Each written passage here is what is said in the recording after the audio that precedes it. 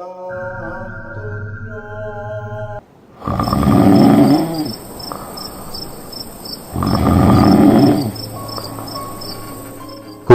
sedang pulas malam itu.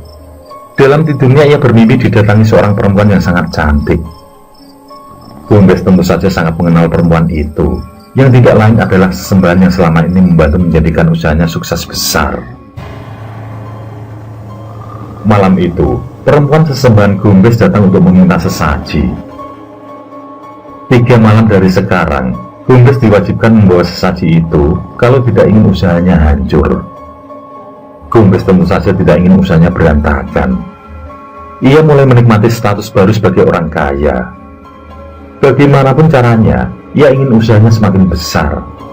Bahkan kalau bisa, semua kolam ikan yang ada di kotanya akan ia beli. 2 tahun sudah kekayaan seperti berlipat-lipat. Gumbes bahkan sudah memiliki beberapa karyawan untuk membantunya mengurusi kolam. Seringkali kini, Gumbes hanya tinggal perintah ini itu pada karyawannya. Laganya pun bukan lagi Gumbes yang miskin seperti saat itu. Karaoke dan bar kini bukan lagi menjadi tempat asing bagi Gumbes.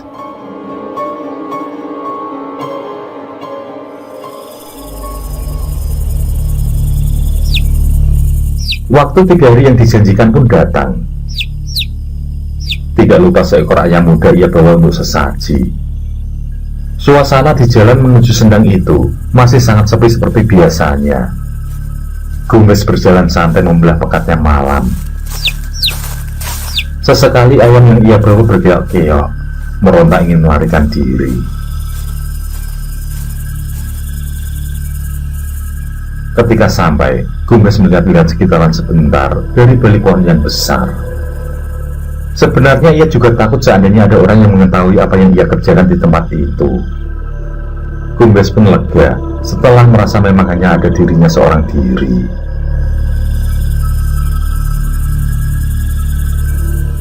Dupa dan wangian pun segera Gumbes gelar dalam ritual itu. Tidak menunggu lama, sosok perempuan itu telah berdiri di hadapan Gumbes.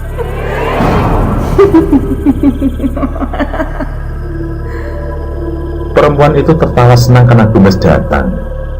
Perempuan itu tidak ingin membuang-buang waktu. Ia menyuruh Gumbes untuk segera menyembelih ayam yang dibawa. Gumbes pun menurut. Tapi saat pisau Gumbes sudah hampir memotong tenggorokan si ayam, tiba-tiba Gumbes teringat preman yang dulu pernah memalaknya. Dendamnya pun kambuh. Gumbes dengan serta-merta menanyakan perihal itu.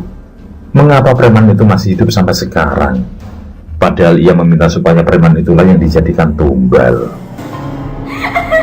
Dan yang penunggu sendang itu tertawa melinging sangat menakutkan.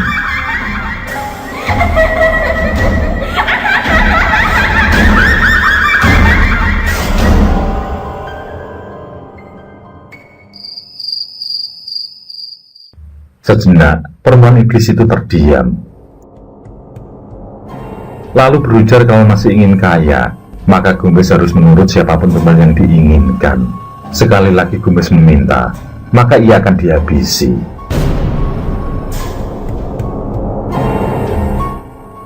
Gumbes bergetar mendapat jawaban itu. Ia pun segera melaksanakan perintah sang sesembahan. Kedua sayap ayam itu ia injak begitu saja. Ia bersiap memotong leher si ayam. Pisau yang sudah menempel dan tinggal digeserkan. Ketika sayup-sayup, ia mendengar suara dia. Anak keduanya merengek agar ayam itu jangan disembelih. Semakin bergetarlah tangan Gumbes. Sejenak ia ragu. Tapi ketika sebuah bentakan kembali terdengar, Gumbes pun menepiskan suara dia. Gumbes berpikir kalau suara itu hanyalah perasaannya saja. Maka tidak memerlukan waktu lama, leher ayam itu pun telah menganga dan darah mengalir dari sana. Seperti dulu, Gumbes terhipnotis saat disuruh memakan ayam yang baru saja ia sembelih itu.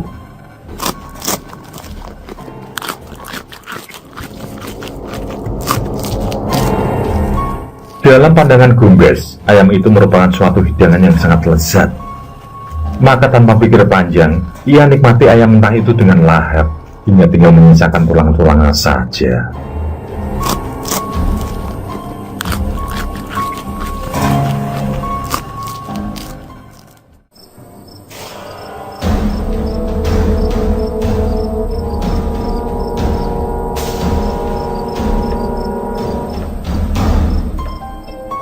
Sementara itu, beberapa saat sebelum Gombes menyembelih ayam, di rumahnya Uut kembali dilanda panik luar biasa. Malam itu tiba-tiba saja anak keduanya mengalami kejang-kejang. Kejadian itu sama persis seperti yang menimpa anak pertamanya dulu. Dengan buru-buru ia pun keluar rumah dan segera meminta pertolongan tetangganya. Para tetangga yang mendengar keributan dengan tergopok-gopok keluar rumah. Mereka mendapati Uut sedang menggendong anak keduanya dengan muka panik. Para tetangga pun mengetahui bahwa anak kedua Uut sedang berada dalam perjuangan hidup dan mati.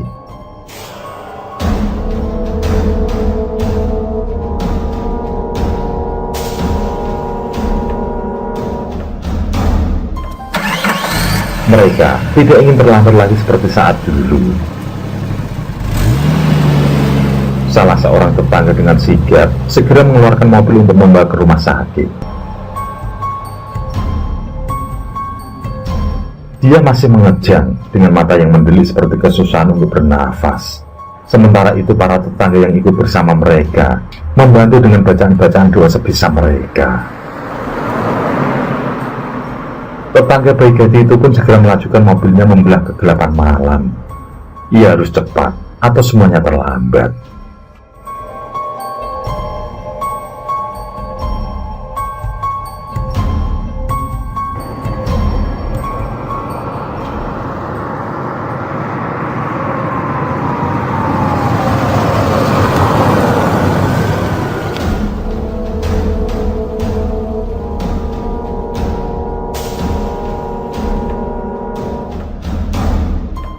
IGD adalah tempat pertama yang mereka tuju. Para petugas medis bertindak cepat. Mereka segera memasang oksigen dan infus pada dia. Sementara dokter jaga dengan hati-hati memeriksa keadaan dia. Pada akhir pemeriksaan, dokter jaga itu sedikit kebingungan. Dokter itu tidak mendapati tubuh dia yang demam, layaknya seorang anak yang mengalami stroke. Semuanya normal. Semua yang mendengar celotehan dia, di mana ia berkata kalau bapaknya datang dan ingin menyembelihnya. Semua bingung dengan apa yang dikatakan anak itu. Mereka saling pandang, tapi dalam hati masing-masing seakan mengerti apa yang sebenarnya terjadi. Ini pasti ulah Gombes.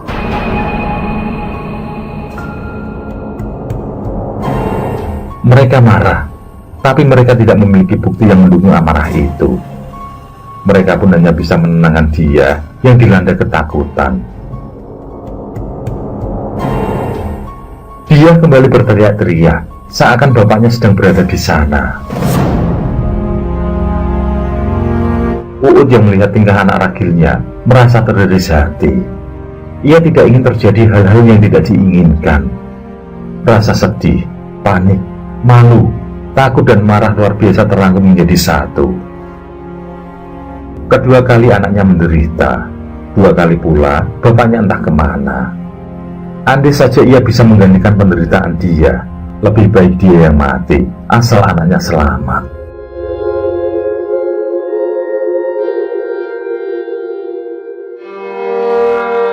Pada akhirnya, apa yang menjadi ketakutan itu pun terjadilah. Dalam pelukan ibunya, dia mengejang beberapa kali, lalu terdiam untuk selamanya.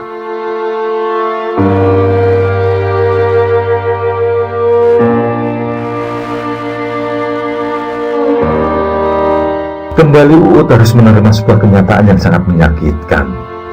Kedua anak yang sangat ia sayangi harus meninggalkannya. Uut pun berkulai, air matanya membanjir menganak sungai. Berkali-kali ia memanggil-manggil nama anaknya. Ia gunjang-gunjang tubuh anaknya, berharap segera sadar dan tersenyum melihatnya. Tapi dia memang telah pergi meninggalkan mereka semua.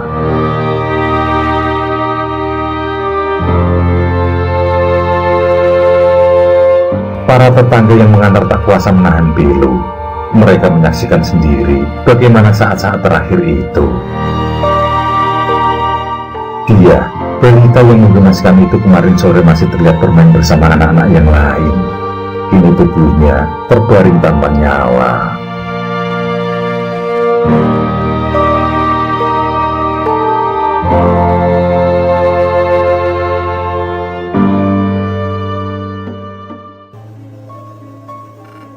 Sehari dua hari berganti minggu, seminggu dua minggu berlalu berganti bulan. Bersamaan itu pula kekayaan Gombes semakin berlipat-lipat saja. Apa yang ia inginkan bisa terbeli dengan mudah. Kolam-kolam yang dulu sering ia singgahi untuk memancing pun kini berpindah kepemilikan menjadi atas namanya. Ia tidak peduli akan gunjingan orang-orang bahwa kekayaannya itu adalah dari hasil pesugihan. Para tetangga yang marah itu tidak bisa berbuat apa-apa saat Gombes berdalih bahwa kekayaan itu berasal dari kerja kerasnya. Saat ia miskin, mereka menghina. Saat ia kaya, mereka dengan mudahnya menuduh kalau semuanya berasal dari pesugihan. Gombes bahkan berbalik menuduh kalau para tetangganya itu hanyalah iri karena ia sedang menjadi orang kaya. Bukan hanya para tetangga, bahkan Uut pun meyakini kalau kematian kedua anaknya adalah akibat ulah Gombes. Uut dengan terang-terangan menuding hidung suaminya. Dalam hati Gombes sebenarnya sedikit banyak mengakui. Ia pun hampir meyakini kalau kedua anaknya telah dibunuh oleh iblis menembus sedang itu. Tapi bukan Gombes namanya kalau hatinya tidak sekeras batu pualam.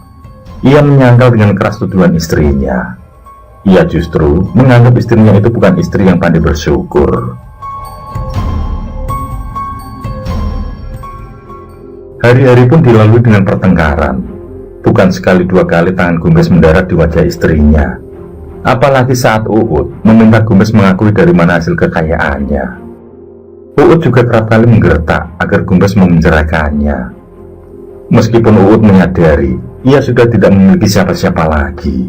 Kedua orang tuanya telah meninggal. Ia juga tidak memiliki sanak saudara. Pada akhirnya Uut pun hanya bisa pasrah. Ia akan menunggu saat-saat itu, saat-saat untuk menyusul kedua anaknya. Uut yakin dialah yang akan menjadi tumbal berikutnya. Ia merasa apalah arti hidupnya sekarang tanpa kedua anak terkasih.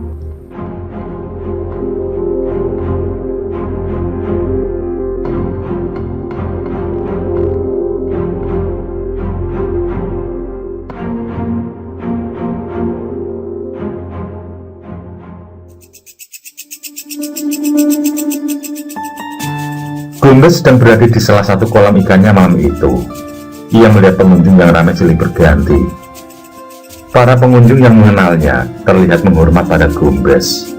Dada Gombes pun semakin membusung. Ia benar-benar menikmati menjadi orang kaya. Tidak ada lagi yang berani menghinanya.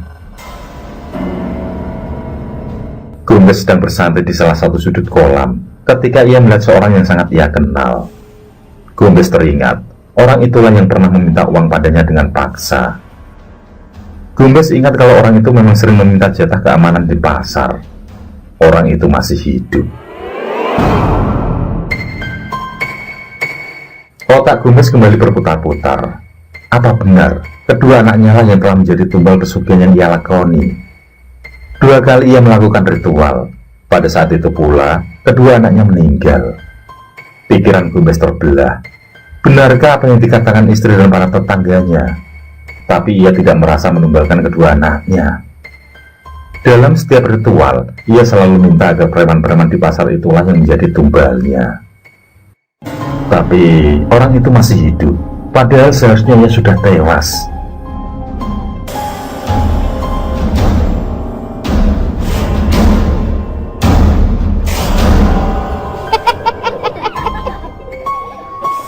Dalam pada pikiran Gombes yang sedang kacau itu, ia seperti mendengar suara anak-anak.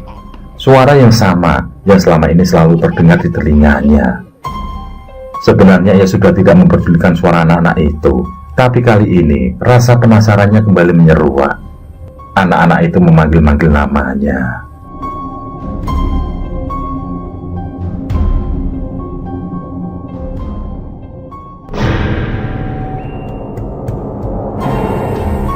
Gumbes selingukan, karena ketika ia menyapukan pandangan, tidak dilihat anak-anak berada di kolam itu. Tapi saat ia hendak berpaling ke arah yang lain,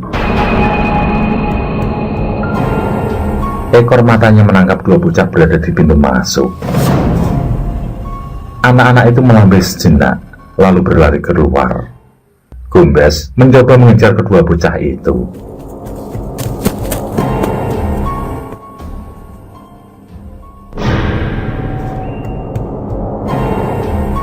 Di pintu masuk itu, Gumbes kembali celingukan.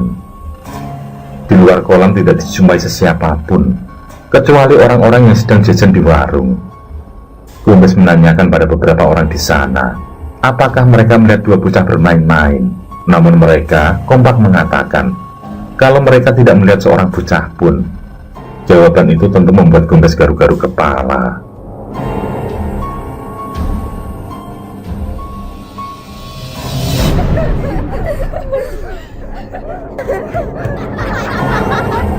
Sejenak kemudian, suara anak-anak kembali terdengar di telinga Gumbes. Suara itu ternyata berasal dari balik pepohonan pisang yang tumbuh di sekitar kolam. Sekilas pandang saja Gumbes meyakini kalau kedua bocah yang memanggil-manggil itu adalah kedua anaknya. Tanpa menghiraukan orang-orang yang sedang jajan itu, Gumbes segera mengejar kedua anaknya. Kedua anak itu tidak mencoba lari atau mengajak Gumbes bermain petak umpet. Mereka seakan menunggu Gumbes yang sedang berlari kecil menghampiri mereka.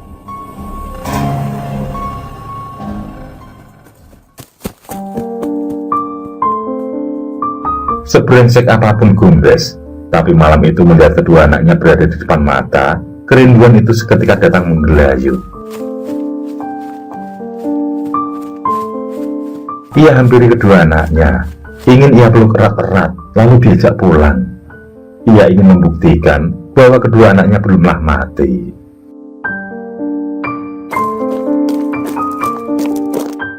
Gumbes sudah berada di hadapan kedua anaknya. Dalam keremangan itu, Gumbes kaget bukan kepalang. Awalnya kedua bocah itu memanglah Seno dan dia.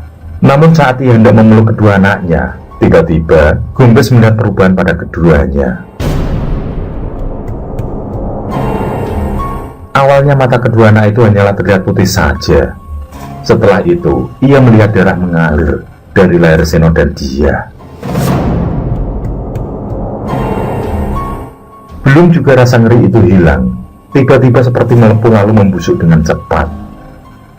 Hingga pada akhirnya, daging yang membusuk itu pun mencair, lalu meleleh, dan hanya meninggalkan tulang belulang dan tengkorak saja.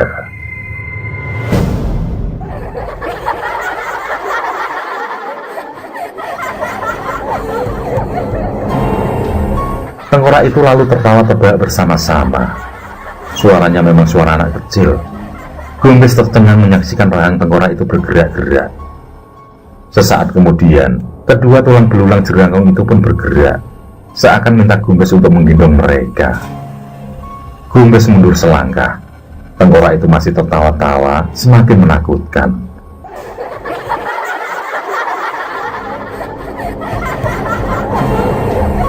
Gumbes pun berbalik arah. Ia berteriak sekencang-kencangnya berlari ke arah semula. Orang-orang yang melihatnya seketika langsung mengerubutinya. Mereka menanyakan apa yang terjadi. Gumbes hanya menjawab singkat kalau ia melihat ular. Orang-orang itu pun langsung membubarkan diri, karena mereka sudah terbiasa melihat ular-ular berkeliaran di tempat itu.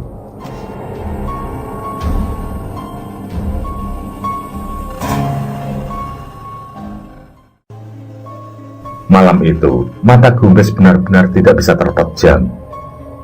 Apa yang ia lihat benar-benar kedua anaknya. Gumbes yang masih tidak percaya kejadian barusan, lalu duduk di tepi ranjang. Di kamar itu, ia kini tidur sendiri. istrinya tidak lagi mau tidur bersamanya. Pada saat ia memikirkan kejadian itu, tiba-tiba ia merasakan telapak kakinya sakit bukan kepalang. Gombes segera memeriksa telapak kakinya. Dan alangkah terkejutnya ia ketika lagi-lagi sebuah mata kail menancap dalam di telapak kakinya. Dari mana mata kail itu? Pikirnya.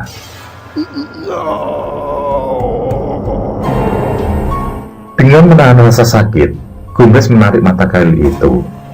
Tentu saja telapak kakinya pun robek lebar. Darah dengan segera mengucur deras. Saat itu juga Gombes memanggil-manggil istrinya. Tapi beberapa kali Gombes memanggil, istrinya tidak juga menyaut. Gombes pun menyumpah serapah. Maka dengan terpincang ia hendak keluar kamar mencari obat merah. Tapi belum juga ia beranjak jauh dari kamarnya, di hadapannya tiba-tiba sudah berdiri kedua anaknya tegak menghadang.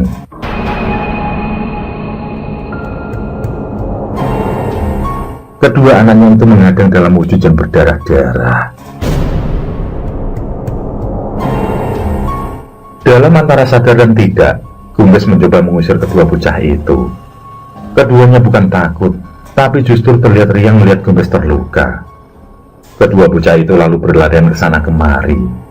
Mereka terlihat sangat gembira bermain-main di sana. Gombes tidak menghiraukan bocah-bocah itu, dan ia segera mengambil obat merah. Sambil menahan rasa sakit, ia meneteskan obat merah itu. Tapi apa yang terjadi? Setiap kali ia meneteskan obat merah itu, setiap kali pula lukanya seperti bertambah lebar. Gombes segera menuju ke kamar mandi. Ia basuh telapak kaki kanannya.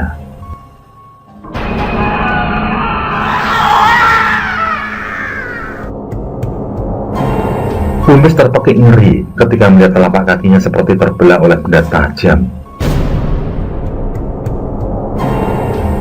Telapak kaki itu menganga lebar. Gombes yang tidak tahan melihat darahnya mengucur deras, kemudian merasakan kepalanya berkunang-kunang. Beberapa detik kemudian, ia pun jatuh pingsan.